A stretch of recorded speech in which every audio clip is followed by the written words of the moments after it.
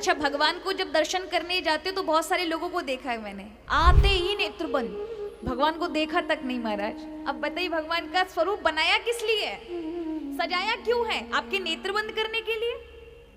कितने लोग हैं मंदिर में जाते ही भगवान सजे धजे मुरली बजाकर खड़े, देख मोए आज मैं कितना सुंदर लग रहा हूं, और महाराज जाते नेत्र बंद कर लिए। भगवान भी कहवे दारी के तुम मुंह को देखवे ना हो, यहाँ नेत्र बंद, वैसे दुनिया के वास्ते तेरे नेत्र बंद पड़े हैं, दुनिया की माया में तो वैसे ही फंसे हुए, वैसे ही नेत्र बंद हैं, भगवान के समक्ष खुले रहने चाहिए, वहां पर बंद कर लिए। दर्शन के लिए भगवान खड़े हैं तो दर्शन करना चाहिए। शुरुआत कहां से करें? अच्छा बताओ, आप जाते हो सबसे पहले दर्शन किस अंग का करते हो? चरणों का। कितने लोग करते हैं? पक्का करके आते हो? चरणों का करो, उसके बाद पैरों का, उसके बाद भगवान के उदर का, यहाँ का, वक्षस्थल का, गले का, फिर भगवान के नासिका से होठ तक का, फिर नेत्र का, फिर भगवान के पूरे मुकुट के सहित बालों का।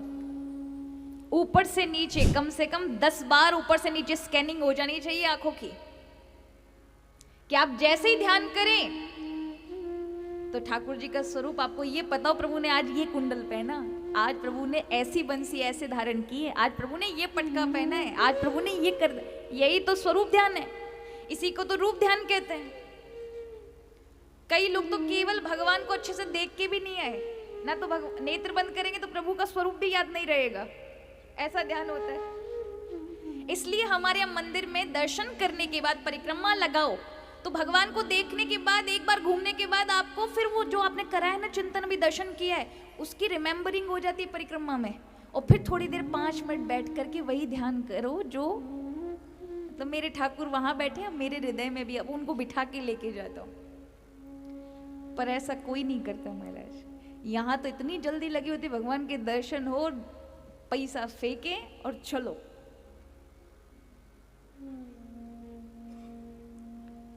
कई लोग तो कीमती जूते चप्पल पहन के जाएंगे और फिर जूते चप्पल पे ही मन रखा रहेगा, कोई ले ना जाए, कोई ले ना जाए, वहां उतारे कोई ले ना जाए। अब बताइए, भगवान का चिंतन होना चाहिए, वहां पर किसका हो रहा है? जूते चप्पलों का। और कदंचत आरती हो जाए वहां पर, मात पिता तुम मेरे, फिर चप्पलों की ओर ध्यान जाएगा, शरण गहूं मैं किसकी, फिर भगवान पे तुम बिन और न दूजा, फिर सोचे कोई चुरा तो नहीं ले गया, आस करूं मैं किसकी। अब ये दोहरी नाव पे पैर रखने वाले लोग, आपको लगता है ये दर्शन कर पाएंगे? नहीं कर सकते। इसलिए जब दर्शन करने जाओ ना, जिस चीज में आपका बहुत अत्यधिक मन है उसको पहन के ही मत जाओ। अरे नंगे पांव चले जाओगे। अब नामदेव जी के उस जीवन से सीखना चाहिए। नामदेव कितने बड़े भक्त हैं महाराष्ट्र के, कि साक्षात विट्ठल भगवान, जैसे हमारे यहाँ द्वारिकाधीश है, वृंदावन बिहारी है, वैसे ही ठाकुर जी का एक स्वरूप है विट्ठलनाथ, पंडरीनाथ।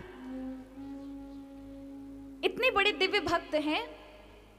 एक दिन मंदिर की ओर जा रहे थे, उन्हें कीर्तन होता हुआ देखा, उनका मन नहीं माना। भक्त है ना, चप्पल 2 दिन पहले ही बाजार से खरीदी है, बहुत गरीबी है, कहीं कोई चुरा ना ले, कीर्तन में भी जाना है, तो क्या किया, चप्पल को अगर उतार दूंगा तो मन यहीं लगा रहेगा, इसलिए चप्पलों को एक कपड़े से बांध के अपनी कमर में बांध लिया और कीर्तन में पहुंच गए। और वहां करताला बजा रहे, विट्ठल विट्ठल विट्ठला, और चप्पल बंदी है। और जो भक्त जो थे, पहले तो उन्होंने देखा विट्ठलनाथ जी का स्वरूप देखा, सबने बहुत स्वागत किया, आओ आओ विट्ठल, नामदेव जी बैठो, विट्ठल भगवान का आप भी कीर्तन सुना। उन्होंने कहा नहीं, हम तो नृत्य करेंगे।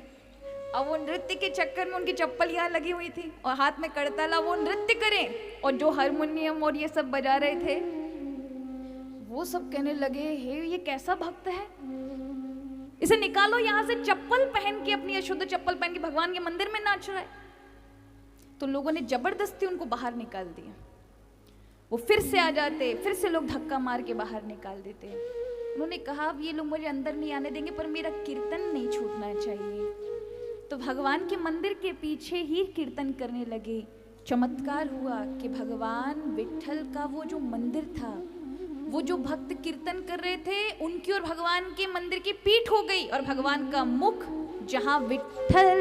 जहां नामदेव कीर्तन कर रहे थे विट्ठल भगवान का, उनकी ओर मंदिर घूम गया। मुख जो था मंदिर का वो हो गया नामदेव की ओर, और जो कीर्तन कर रहे थे जितने भी, उनकी ओर पीठ हो गई। आज भी वो मंदिर स्थित है। तो भगवान तो महाराज भाव के भूखे हैं। प्रभु तो प्रतीक्षा कर रहे कब आप आए उनकी ओर, कब उनको देखें, कब उनको देखें। पर हम हैं महाराज अलग अलग चीजों में फंसे हुआ हमारा मन है। इसलिए जब प्रभु के पास जाओ ना, तो केवल मिलने की वृत्ति से जाओ कि प्रभु मैं तो आपसे सिर्फ मिलने आया हूं।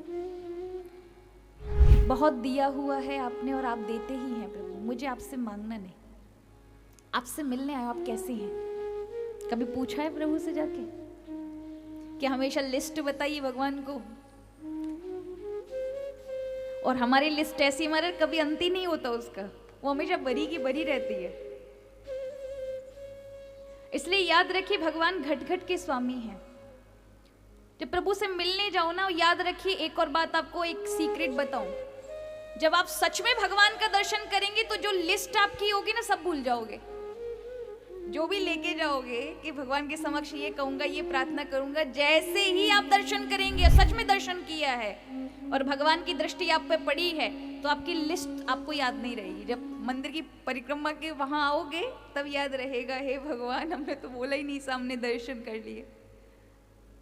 पर याद रखिए प्रभु ने दर्शन की और आपको लिस्ट की इच्छा नहीं रही, वहां याद नहीं रहा, समझिए आपकी इच्छा पूरी हो गई। ये प्रभु ने श्रवण कर लिया, दृष्टि पड़ गई आप पर। इसलिए प्रभु से भक्त कहते हैं प्राय प्रभु के समक्ष मत मांगो, क्योंकि प्रभु वैसे ही देते हैं, घट घट स्वामी हैं। हम मांगेंगे, हो सकता है थोड़ा मांग लो, और प्रभु देने वाले बहुत हैं।